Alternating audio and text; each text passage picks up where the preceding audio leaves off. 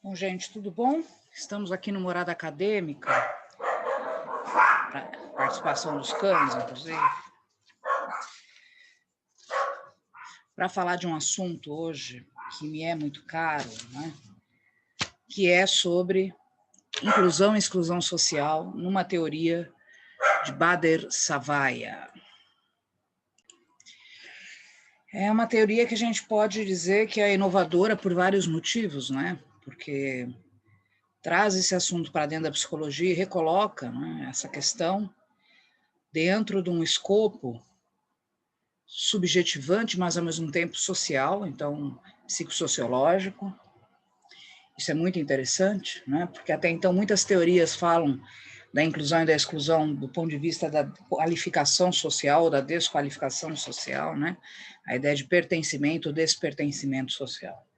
Então a Bader vem trazer duas tradições, né? Primeiro ela recoloca a dialética inclusão e exclusão, esse é um ganho, né? E depois ela recoloca essa discussão dentro de uma teoria da afetividade com um tripé epistêmico bastante interessante, que é Spinoza, Vygotsky e Agnes Heller. Tá? Vamos lá, vamos dar uma olhadinha aqui na minha roteirização, né? E seguir com essa discussão que me parece tão pertinente.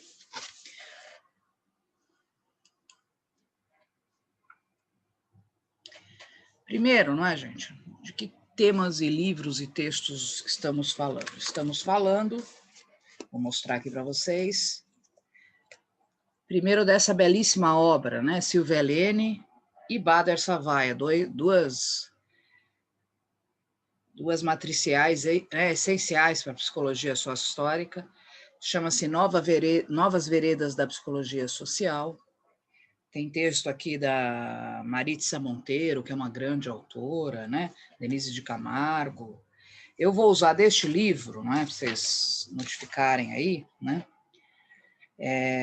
Da primeira parte, que é a questão dos paradigmas, né? Estou usando o texto da Bader, Psicologia Social, Aspectos Epistemológicos e Éticos, e estou usando especificamente, com bastante grifo, o texto da Silvia Helene, A Mediação Emocional na Constituição do Psiquismo Humano, onde ela fala de Vygotsky. Na parte 2, né, você tem lá a Maria Banches falando do papel da emoção na representação do self, que é interessante, tá? Eu gosto também bastante, não é? Acho que é o último texto do livro, que é da Bader, que chama Dimensão Ético-Afetiva do Adoecer da Classe Trabalhadora, né? Muito atual, pensando na precarização do trabalho, do mundo do trabalho. Então, muitas coisas boas aqui dentro dessa obra. O outro é o livro que ela mesma organiza, muito clássico dentro da área da psicologia sócio-histórica, não é? As Artimanhas da Exclusão, Análise Psicossocial e a Ética da Desigualdade Social. Ela organiza, mas você tem textos de Denise Jodelet, não é? Pedrinho Guareschi, e muitos outros nomes aqui, tá? Desse texto, gente, é um texto que vale a pena lê-lo, né, como um todo, mas muito interessante. A primeira introdução, exclusão ou inclusão perversa, da própria Bader. Depois o capítulo 3, da Denise Jodelet, também é muito interessante, os processos psicossociais da exclusão. E o capítulo 6, né, sofrimento ético-político como categoria da análise da dialética, exclusão e inclusão, da Bader-Savaia. E eu tenho aqui, não é, a Agnes Heller, faleceu recentemente, né, uma socióloga que se faz na França, apesar de não ser, né, natural da França. O Cotidiano e a História, também bastante interessante, tá? Então, essas obras me ajudaram hoje a estar, né, falando deste lugar e deste modo, né, sobre tantas coisas. Vou começar falando do processo psicossocial. Então, que inclusão e exclusão social? O que é esse processo, né? E trazer esse processo, então, para o chaveamento dialético de Bader, né?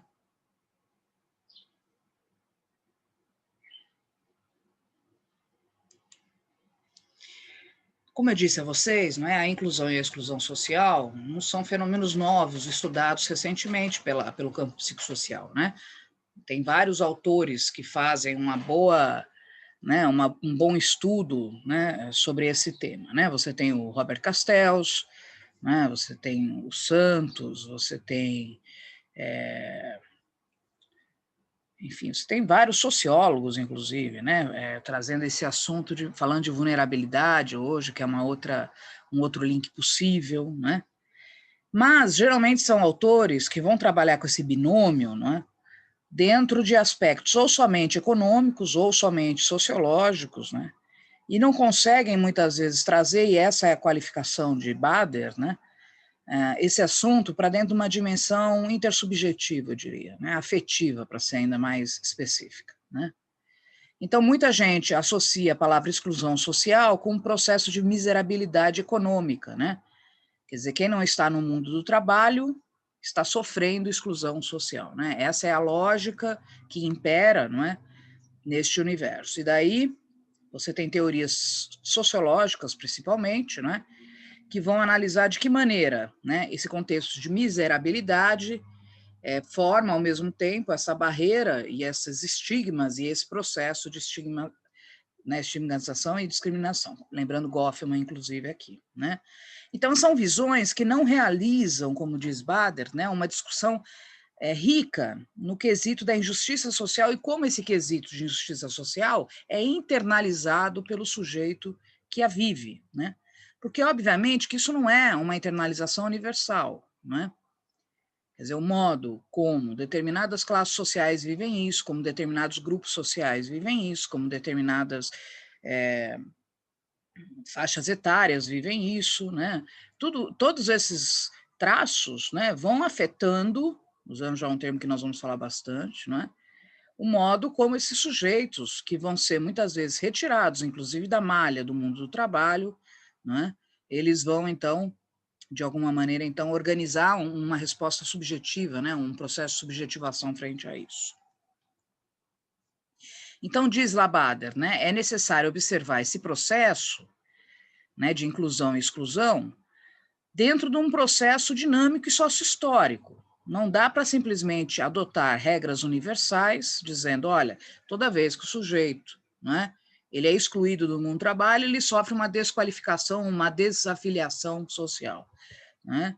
Isso é possível que aconteça, muitas vezes ocorre, mas isso não pode se tornar uma regra, né, universal de causa e efeito, né? Então, é necessário compreender sempre o processo de exclusão, primeiro, numa roda dialética que implica ao mesmo tempo a inclusão. Quem é minimamente lúcido, estudioso do assunto, que se debruça sobre o modo de sistema capitalista, né? O Bauman é um deles, por exemplo. Zygmunt Bauman tem um livro belíssimo que se chama Modernidade e Ambivalência, né? Lá Bauman já nos lembra, né? O capitalismo, desde os seus primórdios, ele inclui para excluir, né? E exclui para incluir. Sendo que quando ele exclui, não é, para incluir, o que acontece? Então ele manda uma massa de trabalhadores embora. Ele está dizendo para a sociedade, olha, isso pode acontecer com qualquer um de vocês, né? Ele faz uma mensagem honrosa de fragilização, né? Ao mesmo tempo, ele retoma essas pessoas, quer dizer, ele vai lá e dá mais emprego, esse emprego para outras, mas numa condição muitas vezes precária, muito mais precária que aquela outra pessoa ou aquele grupo estava sendo empregado. Né, um Bauman diz, essa é a ambivalência, essa é a perversão do sistema capitalista, né? Então, isso a gente precisa estar muito vigilante, né?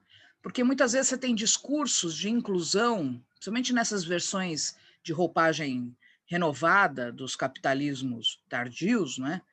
Em que, no fundo, não há de fato um processo de inclusão social, não é?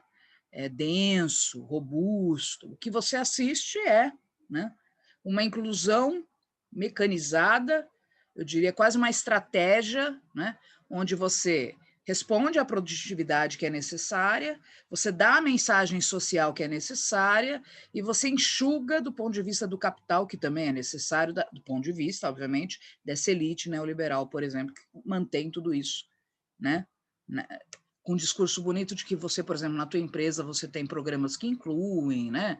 Que você tem não sei quantos por cento de pessoas que teriam capacidades especiais, né? Você começa a ter uma série de discursos, muitas vezes, que quando você se aproxima de fato, né? Desse mecanismo todo, essa inclusão ela é muito frágil. Então, não, diz Bader, não dá para nós entendermos exclusão e inclusão, primeiro como processos descolados, eles são processos interdependentes, são dialéticos, né? E que aparentemente, né, guardam uma contradição, né, que é uma contradição que tem que ser desvelada, que tem que ser iluminada, né? Então, diz Bader, é necessário observar, né, a inclusão e a exclusão social como um processo histórico que atinja a esfera das vidas das pessoas no seu âmago, ou seja, né, atinge os sonhos, os projetos de vida, as ações, né, os afetos, né, de quanto, por exemplo, estar à margem do mundo do trabalho, num mundo extremamente informatizado e etc., né, ele te despotencializa, usando um termo spinoziano, né, para a ação. E aí você deprime, né?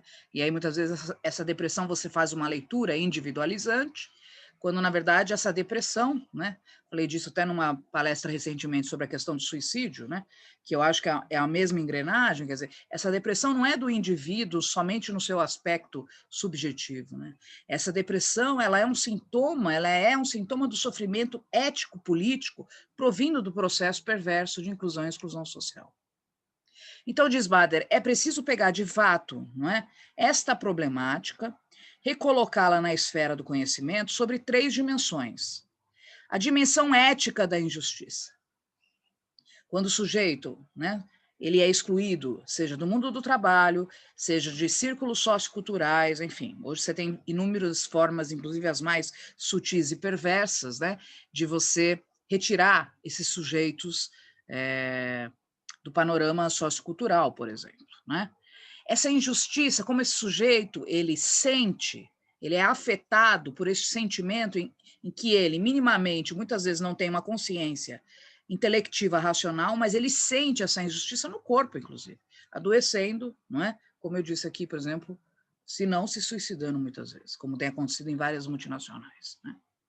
Então você tem uma dimensão objetiva, né, que é o que provoca essa desigualdade socioeconômica. Isso tem sido muito estudado, quer dizer, a gente tem a sociologia trabalhando com esses aspectos. Falta, no meu entender, a terceira dimensão aqui, né?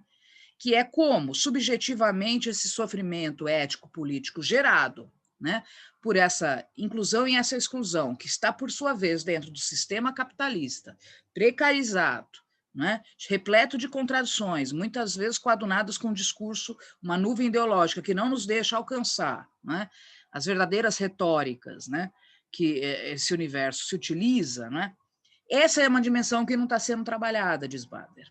Então, é aqui, né, além de jogar a dialética e a exclusão dentro de uma dialética dentro do capitalismo, e isso é um dos ganhos, o outro ganho de Bader é ressaltar a dimensão subjetiva desse sofrimento ético e político. Né?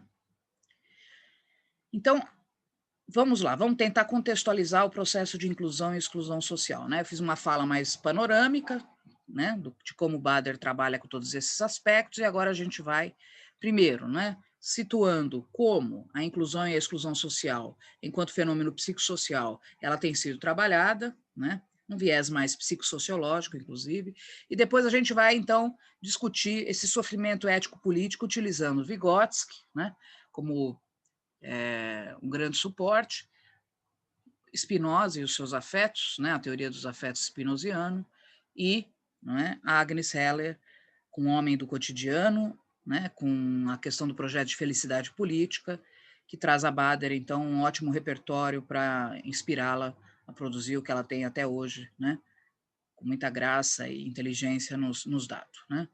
Então, a gente tem um capitalismo, que é uma engrenagem, como eu disse, né, usando até o Bauman aqui, uma engrenagem extremamente perversa, né, onde você cria relações produtivas, né, dentro dessa grande máquina, que eu não digo mais nem só industrial, é pós-industrial, né, essas relações produtivas, elas vão criando o que eles chamam de refúgio humano.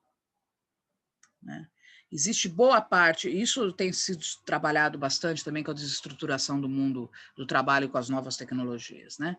Você tem uma grande massa desempregada, né, ou desqualificada. Então, essa grande massa, ou desqualificada, não é, ou desempregada porque simplesmente não entrou no mercado de trabalho, não é? Nós estamos falando aí de pessoas de mais de 40 anos, nós estamos falando de jovens, né? Nós estamos falando de uma taxa de emprego do Brasil que beira hoje de 8% a 12%, né? Então, você tem esse refúgio humano, né, que fica à deriva, tá certo? Quer dizer, vive essa situação de exclusão no seu cotidiano, não é? E com isso você vai produzindo esses contingentes marginalizados, tá certo? Que não se reconhecem, que não têm poder de compra, que não têm poder de visibilidade social, não é? E aí fica extremamente vulnerável, aí isso vai se construindo territórios de vulnerabilidade, né? E se, por acaso, o sistema quiser adquirir mão de obra extremamente barata, é nesse nicho, né? Que é quase fazendo uma paródia com lixo, né? Como se fosse essa a ideia, né? Que você vai, então, se apropriar desse contingente para fazer a roda girar de novo, né? Então, essa é a perversão, né, que Bauman também, no seu Modernidade e Ambivalência, nos mostra.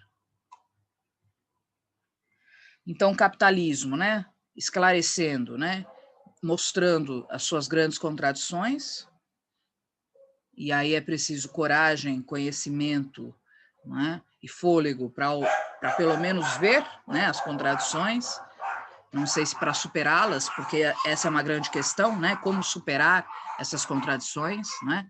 Essa sociedade que, como eu disse, então, exclui para incluir de maneira perversa, né, esse refúgio, como estamos aqui já situando, né? E, ao mesmo tempo, criando essa mensagem social que eu me referia, não é, que é bastante perversa, porque é a ideia de que todos estamos, então, na corda bamba, né?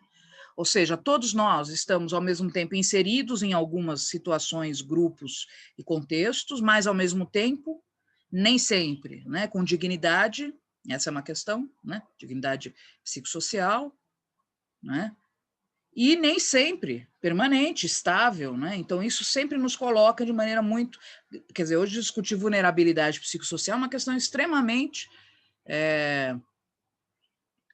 delicada, né? Por exemplo, tem alunos dos estágios que estão discutindo isso numa instituição de assistência psicossocial aqui no interior, né? E aí eles estão discutindo uma agenda para discutir vulnerabilidade. Quem é o sujeito vulnerável? Né? E aí eles chegaram com uma fala inicial, que era uma fala indignada, assim, tem alunos do ângulo, né, na instituição. E eu dizia, gente, qual o problema? Né? Porque também é um problema quando você associa vulnerabilidade somente com a miserabilidade econômica. Né? Quem são esses alunos do ângulo? Você sabe se eles têm uma bolsa, se a família paga o colégio com uma bolsa, né? E qual é o tipo de vulnerabilidade, né? Porque, quer dizer, o princípio de universalidade da assistência social implica atender qualquer um, como o SUS, por exemplo, né? Então, é por isso que Bader diz, né? Esse fenômeno ele tem que ser acompanhado de muito perto, particularizado, né? Situado nas suas forças afetivas, porque hoje você tem uma complexificação desse processo, muito diferente, talvez, do primeiro capitalismo industrial, né? Onde você tem a desqualificação social dada apenas pelo mundo do trabalho industrial. Hoje não é, gente? Às vezes você está empregado de maneira indecente, no salário indecente, usando um termo aqui popularesco, né? E isso te faz, ao mesmo tempo, estar incluído, né? Você tem lá, muitas vezes até carteira assinada, né? Mas, ao mesmo tempo, você está excluído, né? De ter um bom acesso ao mundo da cultura, de ter um bom, né? Conseguir colocar teu filho numa boa escola. Então, você percebe, é muito frágil, né? Esses vínculos de inclusão e exclusão, né? Por isso que ela diz, é preciso sempre dialetizar o fenômeno, né? Porque essa dialética vai, de alguma maneira, explicitando como é que essas subjetivações vão sendo gestadas nesses mecanismos tão complexos, né? Então, ela diz, há uma dimensão política e afetiva no processo de inclusão e exclusão, né? Porque, se de um lado há um descompromisso político, partidário, inclusive, de agenda política, não é? Também há uma dimensão da arte da convivência, que se empobrece, né? E aí você tem a invisibilidade social, dessas margens sociais, né? Então você tem diversas dimensões políticas e afetivas que esse processo implica, né? Então, aí é o ganho que Bader, ao trazer Vygotsky, ao trazer Spinoza e Agnes Heller junto conosco, né? Ela nos dá a potência, né, usando a palavra spinoziana aqui, para olhar para tudo isso de um outro modo, e também agir de um outro modo, né? E aí você tem os grandes estigmas sociais, né, gente? O morador de rua, que são os territórios de vulnerabilidade tipificados, né? Os moradores de rua, as grandes minorias, né? Mulheres, negros, LGBTQ+, né? Você começa a perceber que existem territórios de fato de vulnerabilidade, né? Então, né, essa dialética nos propõe, que a gente tem percebido, né, que pensar a realidade de modo dialético nos permite ver no contemporâneo que essa distância, né, parece crescer, né, entre os excluídos e os incluídos. Justamente quando você olha para essas margens, né, muitas vezes parece que existe uma distância social. Eu nunca vou chegar nessa condição de morar na rua, por exemplo. Né? Quer dizer, você se distancia, né, cria, né, esse sentimento, mas, ao mesmo tempo, e essa é, né, a Bader aponta, pensando no seu contrário, na sua antítese, né, essa distância é pequena. Né? Porque, como ela diz, né, essa inclusão e a exclusão, ela está em todos nós, rotineiramente, em diversas dimensões, né? Então, quando você pensa assim, mas eu não tenho acesso, por exemplo, não é, a determinados nichos culturais, que Bourdieu, né, um francês que tem despontado bastante, né, chama dos seus hábitos, né? Então, por exemplo, né, existem shopping centers em São Paulo, que se você entrar, dependendo do modo que você entra vestido, aliás, você não entra nem a pé, né, só entra de automóvel, né, você, às vezes, dependendo, você é até retirado do lugar, ou às vezes as pessoas te olham te excluindo, né? Isso é uma forma de exclusão, né, por exemplo. E às vezes você está empregado, está com um bom salário, razoável, mas é uma outra, é uma exclusão aí de elite, né? Uma exclusão social, cultural, como se aqueles valores não te pertencessem. Né? Então, existe uma convivência numa realidade, não é, muito desigual em diferentes dimensões, não é, e que sempre vai nos localizando, então, num lugar muito frágil socialmente. Né? É o que ela fala, os incluídos estão permanentemente ameaçados de perder esses direitos adquiridos. Né?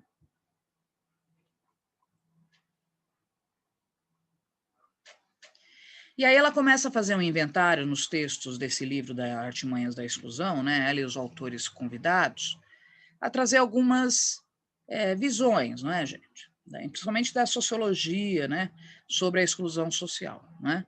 Então, ela diz, há muitas teorias que explicam a exclusão a partir dessas restrições impostas, não é? Por essas transformações do mundo, inclusive no mundo do trabalho, como eu disse, né? Essa é a tradição nesse assunto, né? Onde você tem as desigualdades socioeconômicas que atingem a qualidade de vida das pessoas. Quando a gente pensa em inclusão e exclusão, é essa visão mais hegemônica que nos vem enquanto teoria sociológica. Né? Então, ela começa a citar alguns autores. René Lenoir, por exemplo, em 1964, não é? É um dos caras que tira a concepção de exclusão, né? Não como algo que o indivíduo se sente excluído, né? Não como algo do indivíduo, mas algo do social. Né? E aí ele traz princípios, né, que deveriam ser buscados para compreender o processo no escopo social dentro do sistema moderno de produção capitalista. Né? E aí ele aponta alguns motivos, quer dizer, o que causa a exclusão social? Né? O rápido e desordenado crescimento urbano, né? Uma falta de planejamento urbano, então uma inadaptação social, né? Você começa a construir guetos, né? Periferias, né? Onde isso não é só né, geográfico, mas se torna geopolítico, né? Você tem desenraizamento profissional a partir do desemprego e da desigualdade de renda. Então, há todos esses fatores, segundo René Lenoir, que levaria, não é?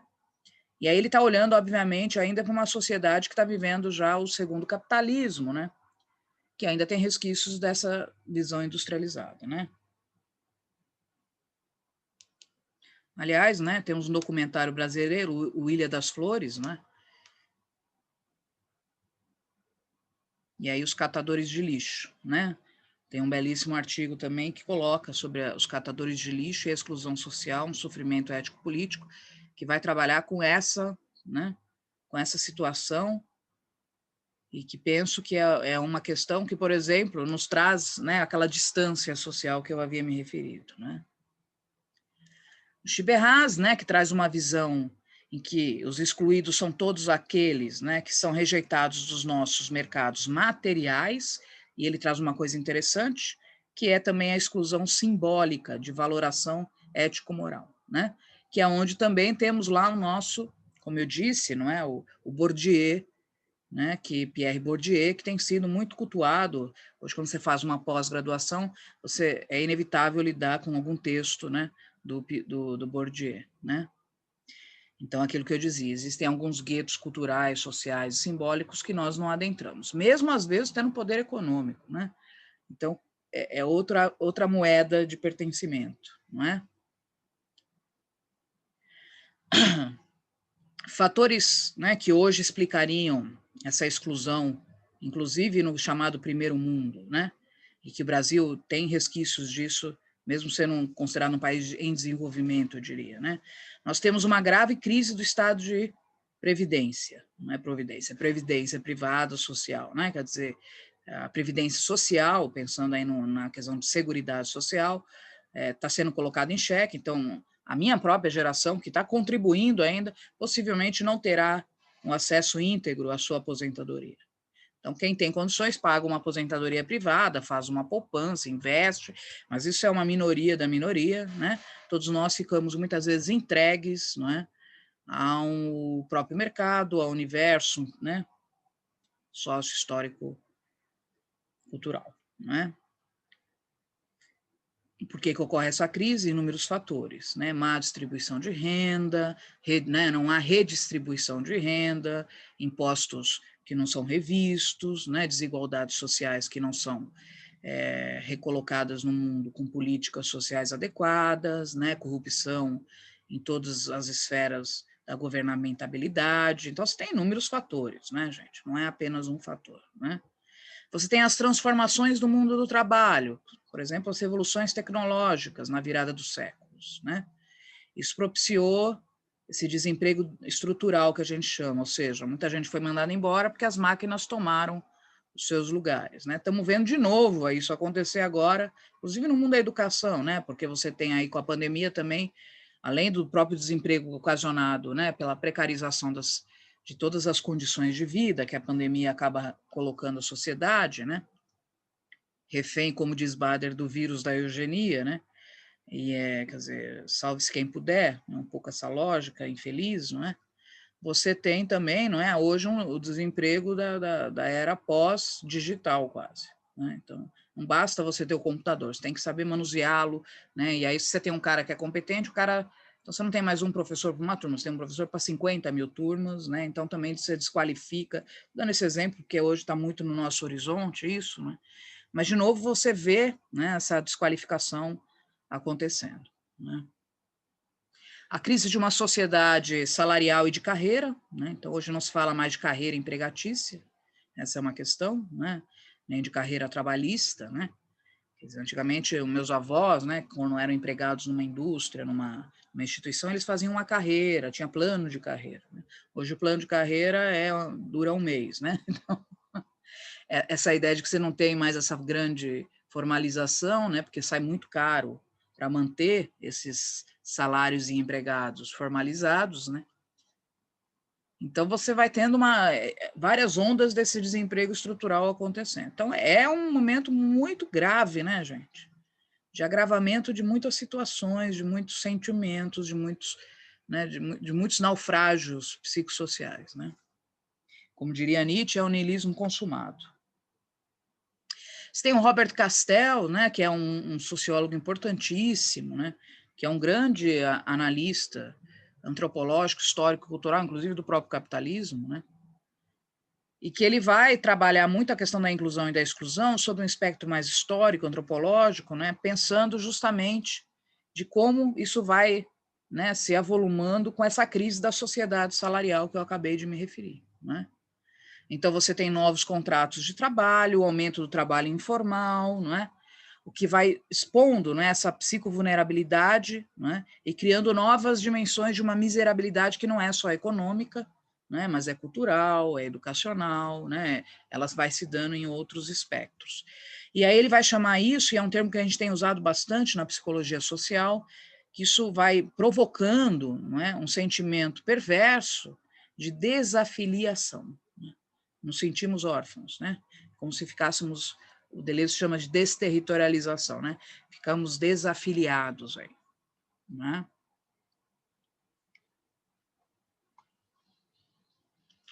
O Bourdieu, né, como eu disse, que também, né, tem uma história de vida interessantíssima, porque ele vai entrar na vida acadêmica depois dos 40 anos, é um sarrista da vida acadêmica, né, é um cara que contesta e diz que a própria vida acadêmica é um próprio hábitos que exclui o mundo, então é um cara muito crítico, né, famoso por se debruçar sobre a grande miséria do mundo em diversas dimensões, não é? E aí ele trabalha com essa ideia de hábitos, que são essas regiões simbólico-culturais, regiões não enquanto geografia, mas geopolíticas, né? Que ele vai dizendo, isso no mundo urbano é muito visível, ele está falando de Paris especificamente, não é? Onde dentro da própria cidade vai se constituindo esses guetos, né? Esses lugares de hierarquização urbana e social, né? Onde você muitas vezes não consegue ter acesso, somente do acesso das pessoas mais vulneráveis, né, a locais como esses, né? E aí você vai tendo essa marginalização e formando guetos, né, as famosas antigas favelas, agora a gente chama de comunidades, mas as favelas, né? E ele vai olhar para isso, né? A gente tem uma cidade brasileira, temos várias, São Paulo é uma delas, mas o Rio de Janeiro eu acho que é o grande protótipo disso, né? Quando a gente pensa que é uma região repleta desses lugares, não é? Não acessíveis, né? E que vão se tornar. E aí você tem uma cidade sitiada, né? Uma cidade sitiada. Uma guerra silenciosa do ponto de vista que isso não se reconhece como guerra, mas é uma guerra que mata e barulhenta, né? José de Souza Martins, né? Que vai trabalhar muito com as políticas neoliberais, de como as políticas neoliberais provocam esses processos de exclusão e exclusão social, né? E ele vai, então, trazer isso que eu comecei no nosso momento aqui dialógico do Morada ressaltando, não é? Que o neoliberalismo, né? Ele provoca esse sentimento, né? Esse sentimento de estar incluído, mas é uma inclusão muito frágil, né? Se a gente olhar com olhos críticos e desvelar a situação, não é?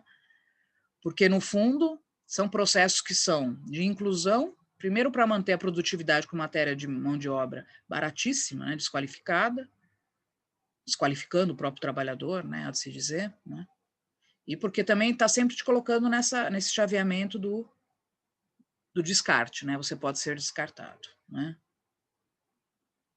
E ele vai dizer, isso fica ainda mais, né, existem dois agravantes, né, na força do discurso neoliberal, que é essa forte ideologia do consumo, do consumismo, né, desenfreado que vivemos, e isso, de alguma maneira, então, quase que cega o sujeito para continuar, não é, se escravizando. Então, eu entendo até racionalmente algumas coisas, mas eu continuo comprando sem ter o dinheiro, eu continuo me endividando, e aí eu continuo me escravizando física, socialmente, né?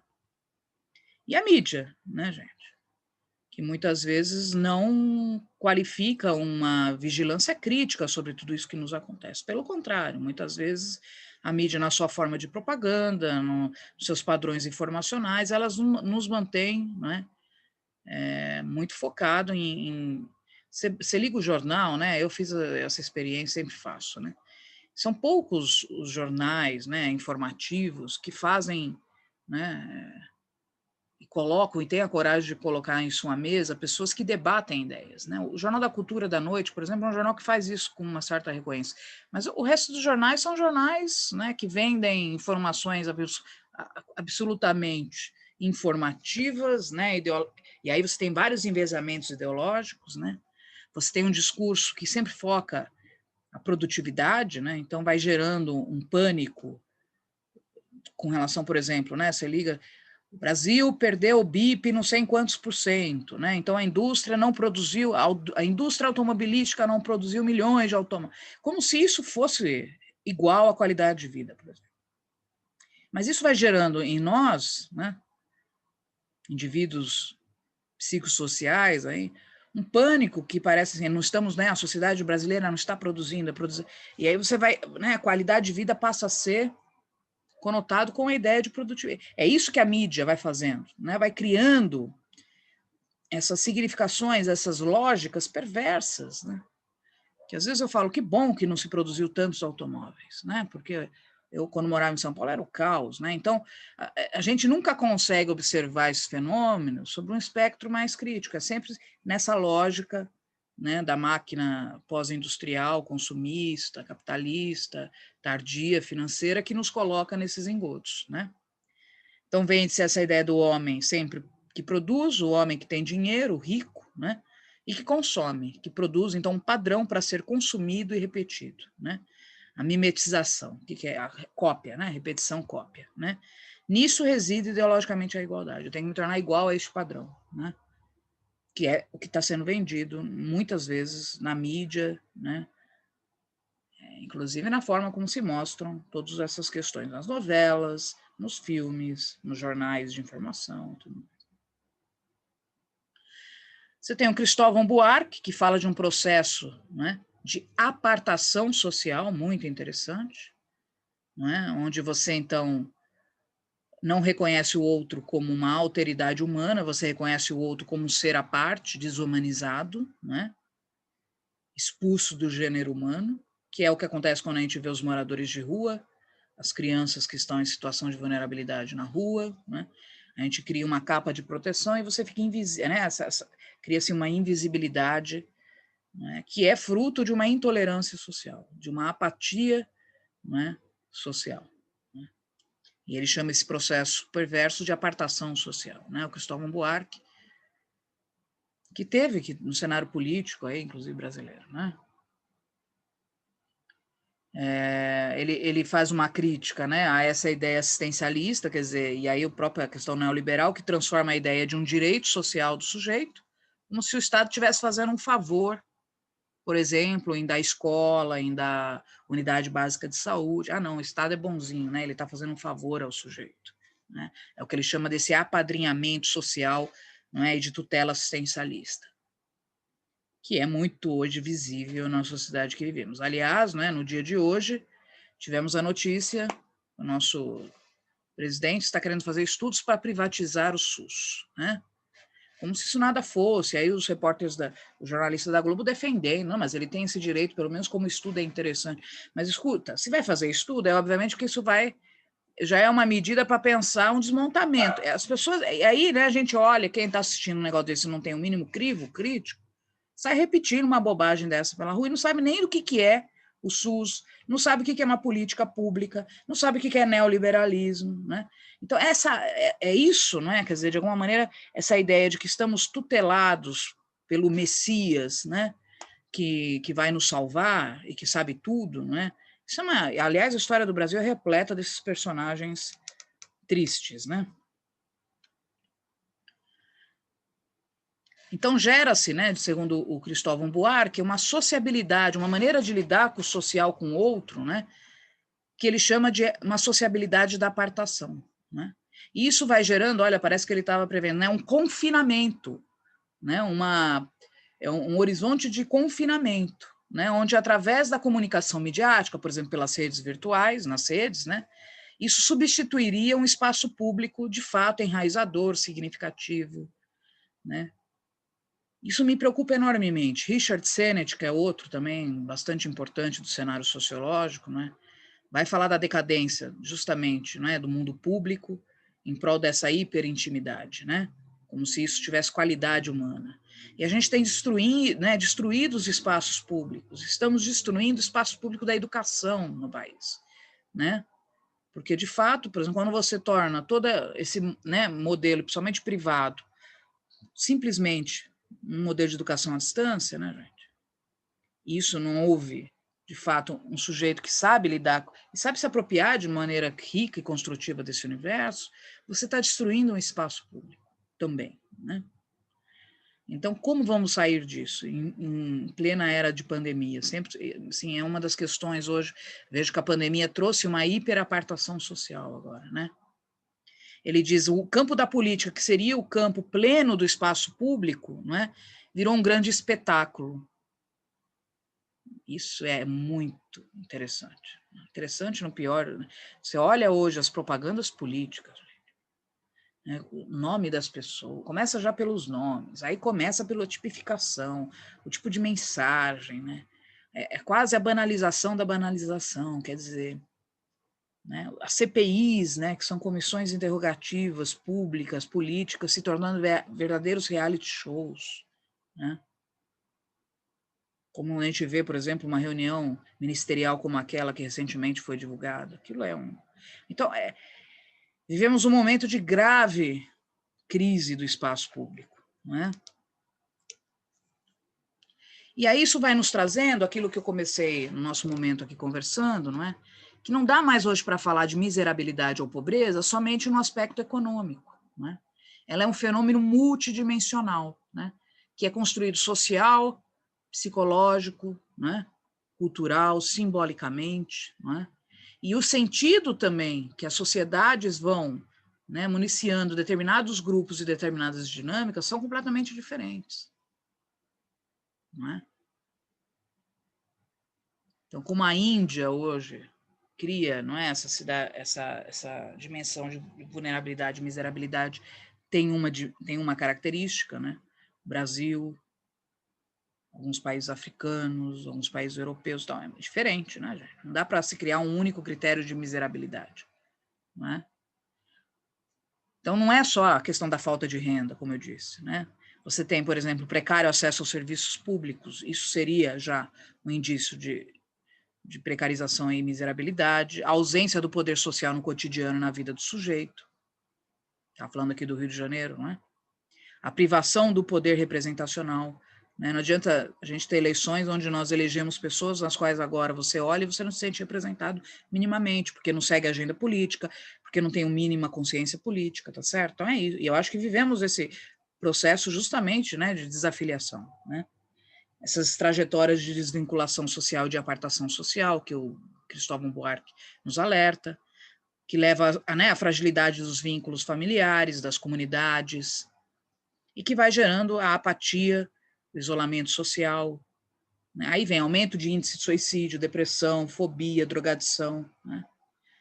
E a gente não consegue muitas vezes relacionar os fenômenos, a própria psicologia fica psicopatologizando fenômenos que têm outros multideterminantes aí, né?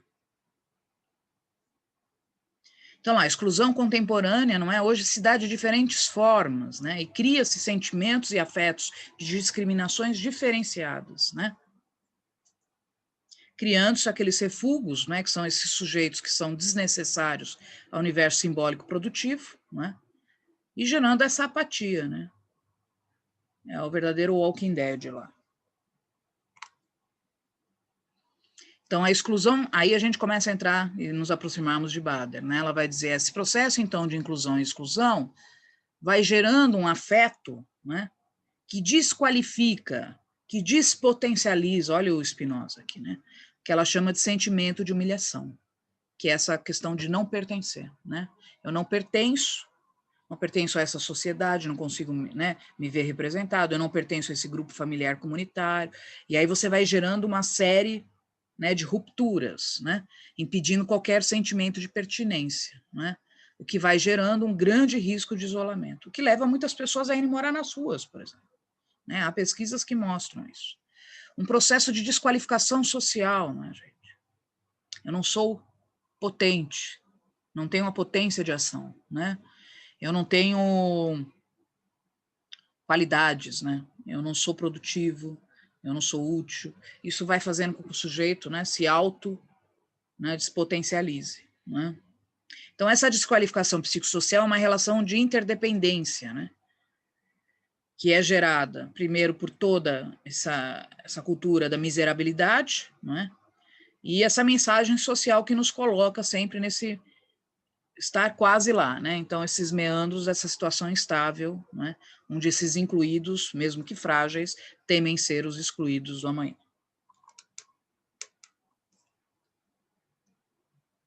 Recentes pesquisas da França demonstram a precariedade da vida profissional, né?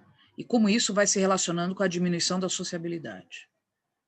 E aí também vem aí os índices de suicídio, né? Quer dizer, você começa a ver inúmeros fenômenos, né? um aumento da drogadição, das depressões, das psicopatologias, né? Os desempregados tendem a ter relações mais distantes com os membros da família, né? Isso vai se tornando cada vez mais grave a ponto de muitos romperem e se tornarem, como eu disse, moradores de rua, né? Ou seja, nós vamos vivendo, né, o que ele chama de desclassificação social, junto com essa experiência de humilhação, né, que desestabiliza as relações intersubjetivas, que leva o indivíduo ao isolamento, né, levando a um estágio de degradação da saúde como um todo.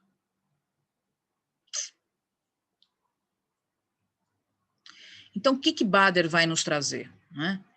Como eu disse, ela vai trazer a inclusão e exclusão dentro de um processo e um projeto dialético, a partir das dimensões do sofrimento, e ela vai trazer o projeto de felicidade política de Agnes Heller, por exemplo, né, para discutir isso. Então, a teoria da afetividade, né, que ela traz desses autores, não é, que são autores gigantescos. Eu diria que para trabalhar com cada um deles também teríamos que fundar um outro momento aqui no Morada Acadêmica, né, mas que vamos tentar fazer isso, não é, trazendo aí um pouco dessas contribuições, né. Então, refletir a exclusão a partir da afetividade, qualificando-a, né? Esse afeto não como algo do sujeito, que muitas vezes a gente pensa em afeto, emoção, parece que é algo ou orgânico ou do sujeito, não, né? Colocando a afetividade na dimensão ético-política, né? Que faz parte do corpo, inclusive. Bourdieu, não é, sugere, vamos combater então essa tecnocracia e essa desqualificação social, né, propondo o que ele chama de uma economia da felicidade. E aí vamos entender do que ele está falando aqui.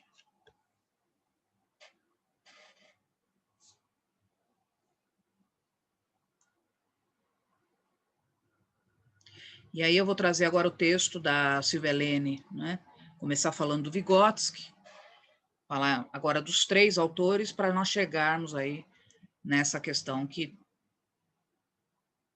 né, a Savaia vai nos chamar e vai nos qualificar como teoria da afetividade. Então vamos lá, né, gente? Vou falar um pouco deste livro, né, Novas Veredas da Psicologia Social, contribuição de Vygotsky para o estudo das emoções, né? Então, nesse texto da Lene, ela diz, olha, o Vygotsky, não é, ele tem sido estudado geralmente por conta do desenvolvimento infantil e aquisição da linguagem, né, o famoso livro Pensamento e Linguagem, né? Sempre procurando, então, práticas que aprimorem o processo de aprendizagem intelectual das crianças, né? Inclusive da pré-escola à escola primária, né? Ela diz, antes era o Piaget o guru dos educadores, hoje parece que o Vygotsky tem ocupado esse lugar, não é? Mas não esqueçamos, né? O Vygotsky traz uma obra bastante rica na semiologia, por isso chamado teoria semiótica, não é? Onde que, nesta obra, Vygotsky então elucida o papel dos signos e símbolos, tanto na aquisição da linguagem, quanto no desenvolvimento humano, né? Uma das questões que Silvia traz, então, aqui neste texto, né, é retomar a questão do pensar, do sentir, né, dentro do escopo da arte, né?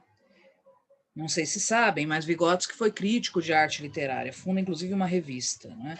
E talvez por esta compreensão da emoção estética, né, que é, no seu doutorado em Psicologia da Arte, ele vai ser levado, não é, a sentir, a refletir, não é, e a pensar dentro da psicologia, inclusive, não é, ele tenha percebido, seja pela poesia de Hamlet ou de Shakespeare, né, ou pelos quadros que ele analisa, não é, que a emoção não pode ser deixada de lado quando se pensa em processos de pensamento. Então, essa é a grande contribuição de Vygotsky. Estou fazendo um resumo do texto inicialmente, não é, para que vocês entendam e até se interessem para ler, não é, esse texto, né?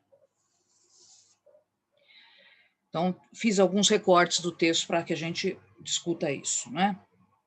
Então, o Vygotsky, que é contemporâneo a Luria e Leontiev, não é, há de se dizer, tem uma vivência junto ao mundo da arte que esses outros dois não tiveram, né? Então, dotado desse pensamento crítico, analítico e poético, ele, inclusive, vai analisar todas as correntes psicológicas da sua época, né? inclusive aquelas que se diziam revolucionárias. E aí ele traz, não é, a necessidade de se construir uma psicologia nova com bases sólidas no materialismo histórico dialético, que vai originar o que nós hoje conhecemos como psicologia histórico-cultural. Então, ele vai partir de uma concepção histórica do ser humano, que ao transformar a natureza se transformou, não é? Desenvolvendo o psiquismo, produto de funções cerebrais superiores. Dessa forma, Vygotsky retoma o monismo dialético, onde une-se a dimensão fisiológica e psicológica, não é? Isso é um grande ganho. Além disso, né, Vygotsky fala e retoma um conceito que era um conceito simplesmente pertencente quase à psicanálise, e fala de novo de processos inconscientes, mas que nada se assemelha a que Freud falava, né? Aqui os processos inconscientes são aqueles que se caracterizam por serem não verbais, né? Então se a linguagem, não é, diz lá Silvia Helene, constitui a mediação fundamental na formação da consciência, podemos pressupor que as emoções não verbalizadas, ou reler, as emoções não verbalizadas constituiriam o que Vygotsky chama de inconsciente.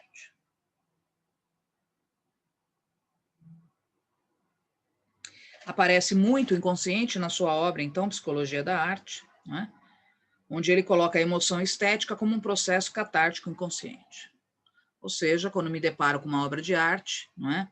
Existem emoções que suscitam esta relação, que muitas vezes eu não consigo verbalizar. A este processo é que Vygotsky está nomeando de inconsciente. Tem um famoso texto de Vygotsky, produzido em 1933, que se intitula Doutrina das Emoções, Investigação Histórico-Psicológica, não é? Onde, então, a partir daí, e junto com a sua tese de doutorado, Vygotsky percebe, não é, a importância das emoções. E isso vai contribuir, então, com um grupo de estudo da PUC, que começa a perceber também as emoções como mediação entre as categorias do psiquismo humano. Lembrando, né, que a psicologia sócio-histórica trabalha com a categoria já da consciência, da atividade e da linguagem. Então, é sob essa ótica e uma leitura cuidadosa de Vygotsky, né, onde são abordadas as questões de emoção e afeto, é que esse núcleo de pesquisa da PUC dá um salto em direção a uma nova categoria conceitual epistêmica. E daí vem a Bader com a teoria da afetividade, né?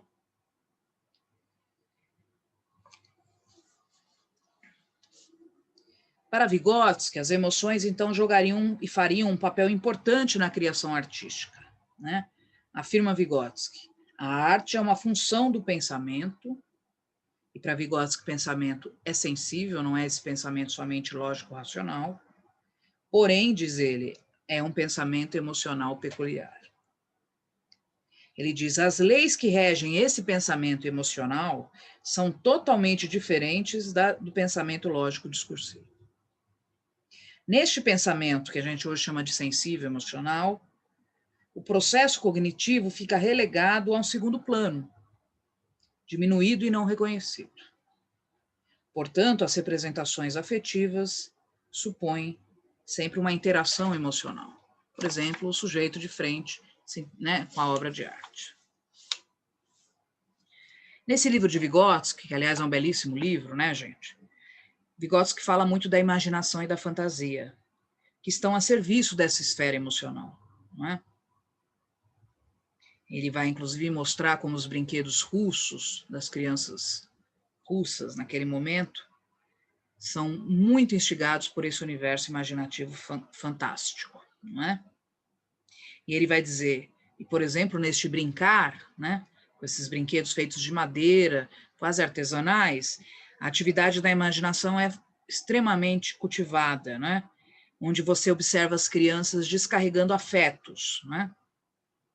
Expressando os afetos. Então, esse é, inclusive, um dos panoramas que Vygotsky se debruça, né? Ele observa essas crianças e o brincar, não é a brincadeira de determinado, mas o brincar com esses objetos e interação entre os sujeitos, que faz também com que o Vygotsky chegue na ideia da categoria da emoção, né? Então, Vygotsky vai superando essa dicotomia, muitas vezes as psicologias hegemônicas traziam, colocando pensamento e emoção como contraditórios ou díspares, né?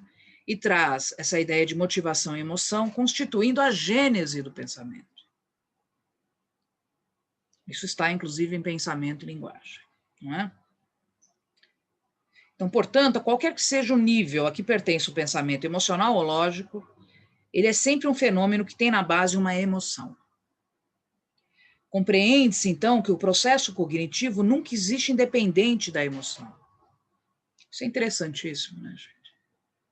Porque não, isso vai pôr por água abaixo a visão cartesiana do penso, logo existo, né?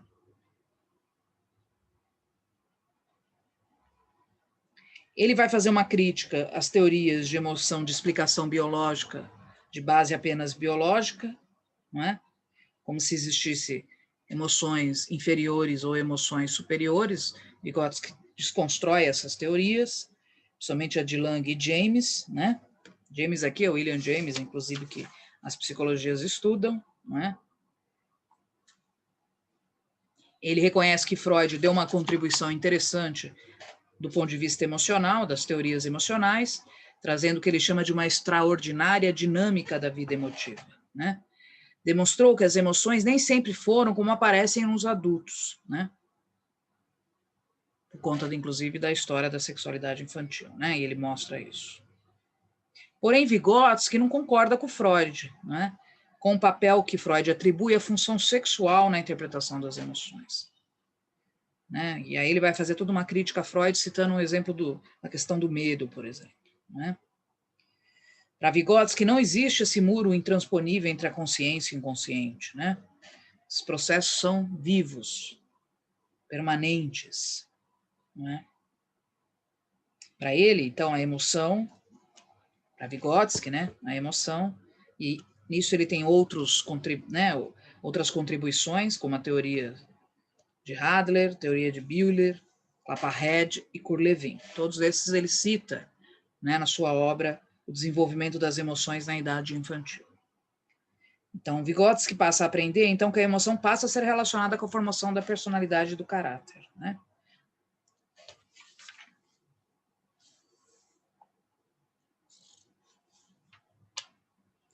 Então, aí ele vai contando no texto como esses caras contribuem, né, com a teoria, com a ressignificação de uma teoria da afetividade. Né?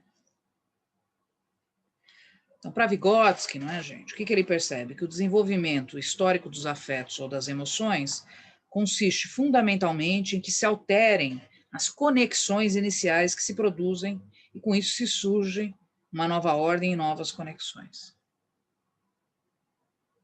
Então, uma relação com um determinado objeto sempre está colocado, não é, de uma forma. Isso vai formando quase como uma dobra de uma folha, como Vygotsky, inclusive coloca nesse belíssimo livro Psicologia da Arte. Né? Determinado dia chega uma outra pessoa e pega aquele teu brinquedo e coloca ele de um outro modo. Aquilo faz com que suscite uma nova emoção e você pense automaticamente também junto de um novo modo sobre aquilo. Há uma ressignificação. É assim que ocorre o processo de ressignificação.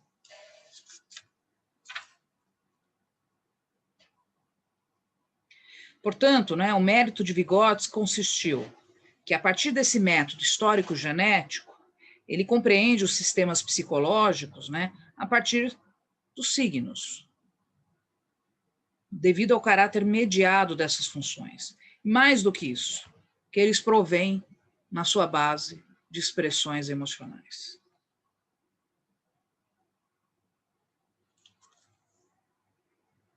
Portanto, olha lá, Vygotsky mostra, não é, a importância da linguagem nessa formação dessas conexões psicológicas. Né? Para ele, sem o signo, ou seja, sem o mundo da linguagem, o cérebro e suas conexões não poderiam converter-se nas complexas relações em que se tornam graças à linguagem. Os signos são, na origem, meios de comunicação, meios de relação entre os homens. A sua origem é sempre social, como forma interpsicológica, não é? Para depois converter-se, aí o processo de conversão que Vygotsky tanto fala, em intrapsicológico, não é? Vygotsky vai trabalhar a partir daí, com dois universos. Os sonhos, e ele vai trabalhar com sonhos em tribos, né, ou sistemas antropológicos mais antigos, e vai trabalhar também, depois, com pensamento autista. E é muito interessante a maneira como ele vai relacionar o pensamento chamado realista com o pensamento autista, né? Ele diz, é importante lembrar que a forma de pensar sensível e lógica, né? Esse sistema de conceitos nos tem sido impostos pelo meio que nos rodeia, que inclui também a forma como sentimos esse meio.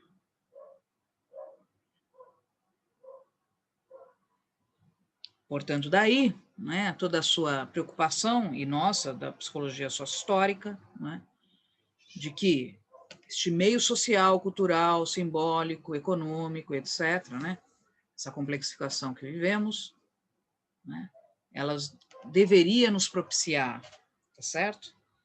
Um sistema de conceitos e expressões emocionais muito mais ricas do que nós temos presenciado. Quando você tem um meio social que massifica, que empobrece o universo da arte, da cultura, da educação, você acaba também propiciando uma forma de pensar e sentir o mundo empobrecida do sujeito. Percebem, gente, a conexão?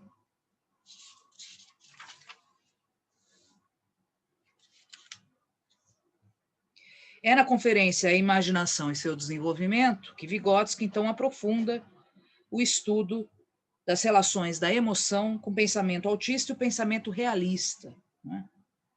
Vai fazer uma série de observações para tentar correlacionar qual a relação. Existe continuidade entre o que se chama de pensamento autista e pensamento realista, né? No universo, inclusive, infantil. O que ele percebe, né, através dessas suas observações, é que, né, no pensamento realista, o papel da emoção ela se diminui, se torna quase insignificante à medida, inclusive, que a criança não é, se desenvolve, ou cresce, né? Desenvolve não no sentido, cresce inclusive psicofisiologicamente.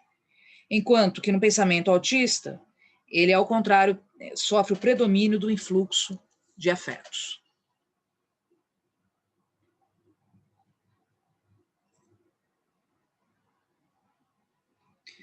Porém, ele diz, né, também não se deve viver num mundo apenas de pensamento realista, né? Porque é preciso imaginação e fantasia e afeto, né? Então, é como se ele colocasse esses dois tipos de pensar, né, num espectro, né?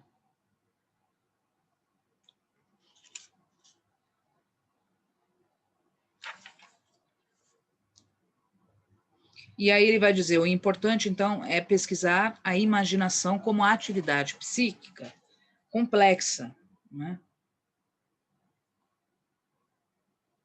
Porque no caso do pensamento autista, por exemplo, a imaginação é muito mais rica e tem muito a nos ensinar. Com isso, podemos penetrar mais profundamente na realidade, exigindo uma atitude mais livre de consciência, crítica, libertária, não é? Superando as dicotomias de razão e emoção, por exemplo. Esse é um texto, gente, eu acabei fazendo alguns grifos, né, e trouxe para vocês, porque é um dos textos mais primorosos que traz justamente essa ideia, né, de como Vygotsky traz o papel da linguagem e o papel das emoções, né?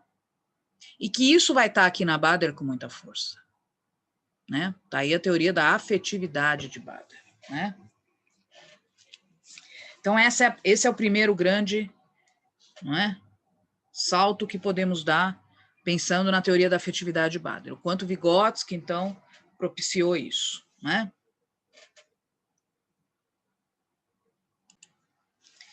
Depois nós temos, não é, a contribuição de Spinoza, né, que também é outro gigante da filosofia.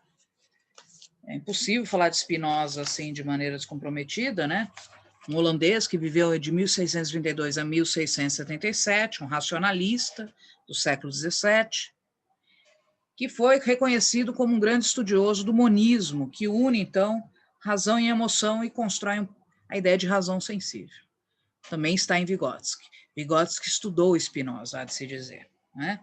Preocupado Spinoza com a natureza e a origem da mente, acabou desembocando na natureza dos afetos, a força dos afetos e como estamos ou não, não é, servindo a eles. Essa era a questão de Spinoza, Baruch Spinoza, né? Aliás, temos Marilena Chauí, que estuda Spinoza, temos a Bader Savaia.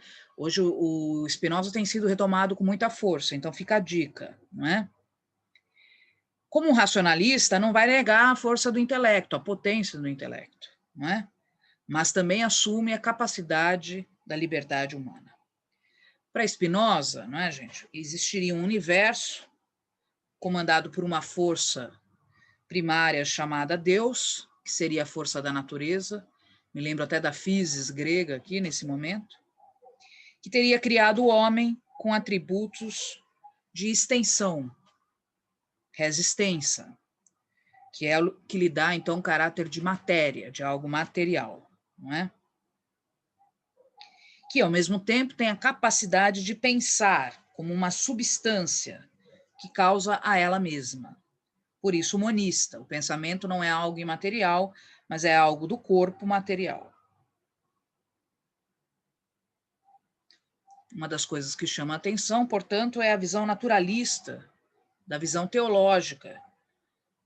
Inclusive, Spinoza vai ser, não é, retirado da igreja, ele que vai ter uma grande formação teológica e perseguido, não é?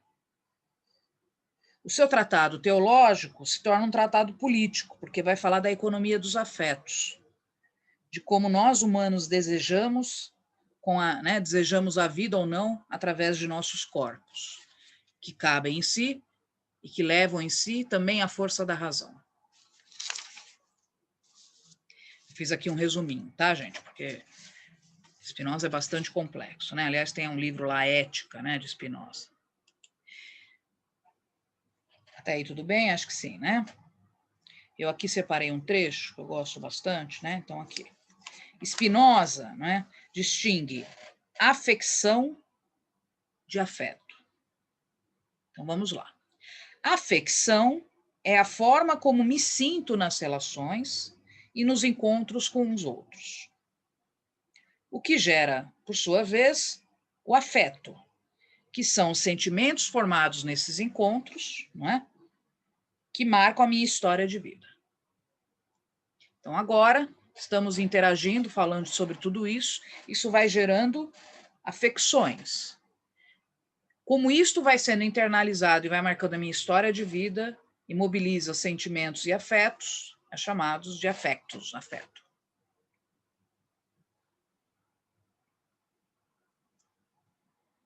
Ele considera, ele faz toda uma tipificação, não vou entrar muito nisso, mas só para vocês saberem. Ele considera 3 afecções primárias, né? A alegria, a tristeza e o desejo. Dessas 3 nascem todas as outras para a visão spinoziana. Que, aliás, vão sendo experienciadas ao longo das nossas relações humanas, né? Então, eu vou ler aqui, que está no texto da Bader, inclusive, né? Para Spinoza, o desejo, né, é um apetite que se tem consciência. A alegria é uma paixão pela qual o nosso espírito passa a ser ainda mais perfeito. E a tristeza é uma paixão pela qual a alma passa a ter uma perfeição menor. Uma outra leitura que também está em Bader e que também relê Spinoza é Agnes Heller, né? Que nós falaremos daqui a pouco. Portanto, né, Spinoza, ao falar das afecções e dos afetos, reconhece um universo complexo de paixões humanas que se tornam e invocam vontades dadas num ambiente comum. Por isso surgem daí, não é, as potências para uma ação, para acordos e pertencimentos políticos. Portanto, ele cria, não é, o que a gente chama de um sistema econômico de gerenciamento dos afetos. Estou me baseando, inclusive, em Marilena Chauí, que tem um livro em homenagem a Spinoza, né? Por exemplo, no afeto felicidade, existe uma potência para a ação no sentido de preservar a vida e maximizar a liberdade. A isso, então, e nisso, Bader-Savaia, Agnes Heller vão apostar no afeto da felicidade política, inspirada por Spinoza. Nesse jogo entre afetos, na verdade, entre afecções e afetos, nós vamos nos individualizando, segundo Spinoza. É aí que se dá o movimento ontológico do ser. Entre repouso e movimento, entre potência e despotência. Com isso, os nossos corpos vão se modificando, numa dialética. E isso vai nos afetando. Daí vem toda essa ideia de que até hoje usamos, né? A ideia é aumentar a potência de agir, aumentar a potência de pensar e sentir. Esta é a paixão da alegria. É isso que uma sociedade, uma política deveria infligir ao seu povo. Então, deveria-se ter um esforço político, psicológico, de regimento normativo, para manter e aumentar as potências do corpo, para desejar o melhor para todos. É o que chama Spinoza de potência de multidão. Portanto, a ética para Spinoza, olha aí, ó, tá no nosso slide, né? É uma ética da alegria, é uma ética do cotidiano que possibilita a potência do encontro com o outro. Né? Nesse sentido, livrar-se do medo, do obscurantismo, das opressões, que seriam, então, não é? Forças afetivas da tristeza. Então, o Spinoza é importante, não é, gente?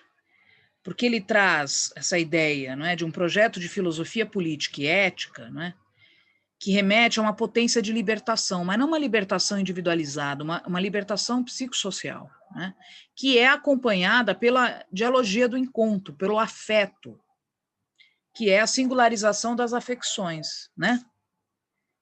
Ou seja, quando nós temos esse cenário que Bader vai chamar de intenso sofrimento ético-político, ocasionado por todas essas engrenagens da exclusão, da inclusão, da precarização do mundo, tudo isso que nós viemos aqui relatando, né?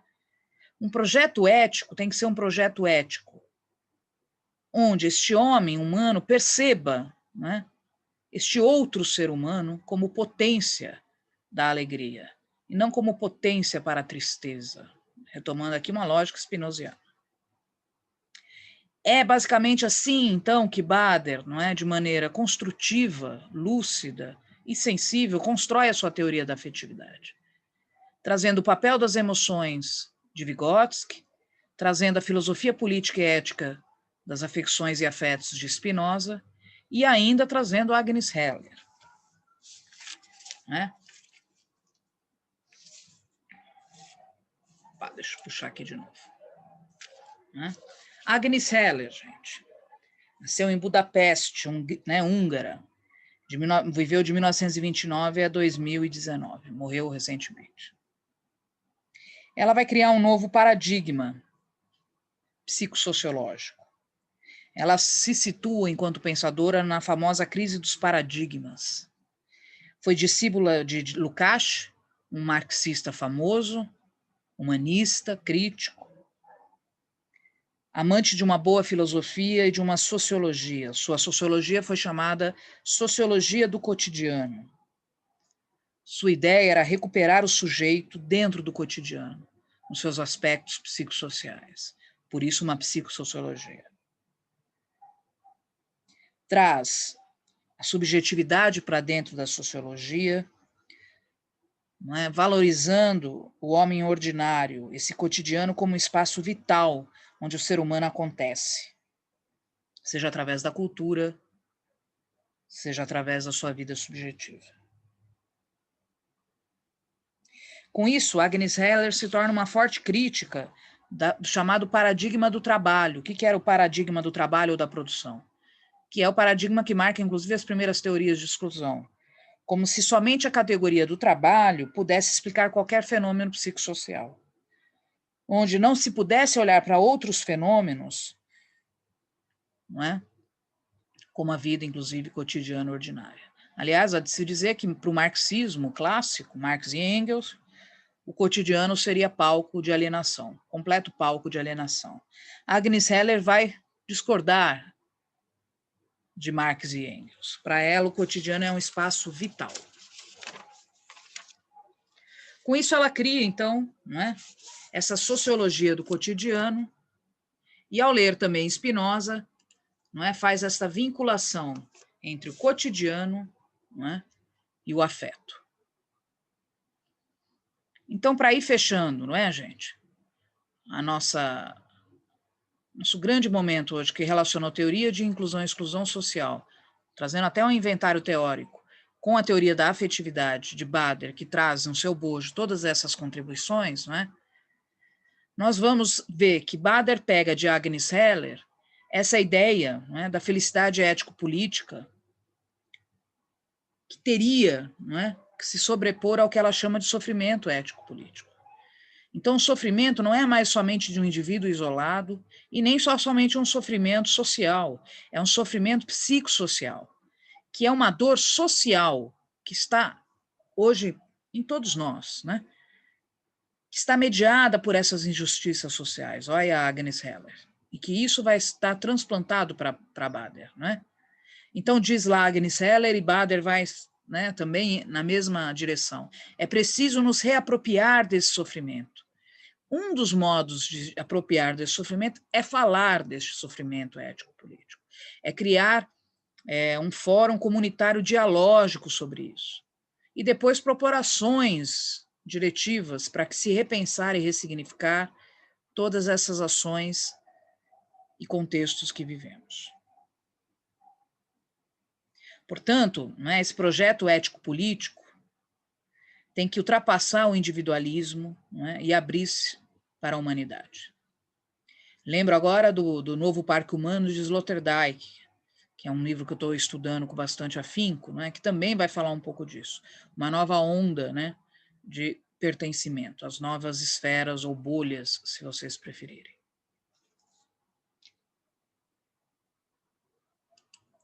Com isso, não é, Bader nos traz uma filosofia política, uma psicologia política, né, trazendo um novo projeto ético ao pensar em inclusão e exclusão, abrindo canais de dialogia e de ressignificação, né, para que nós possamos construir, quem sabe, um outro mundo.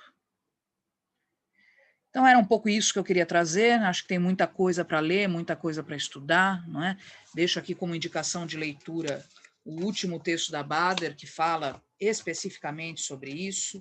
Tem um artigo belíssimo também, que é Tornar-se Catador, Sofrimento Ético, Político e Potência de Ação, que é escrito pela Bader também. Tá? Artigo científico aqui, está na revista Psicologia e Sociedade, que é escrita pela Paula Miura e Bader Savaia, tá bom? Espero que tenha contribuído com uma visão um pouco mais ampla deste fenômeno que nos acomete diariamente, que tenha incitado em vocês a vontade que eu tenho de estudar cada vez mais o Vygotsky, Spinoza e a Agnes Heller, não é? E que a gente possa sempre estar pensando, através de todos esses pensadores, um mundo melhor. Obrigado, gente. Até mais.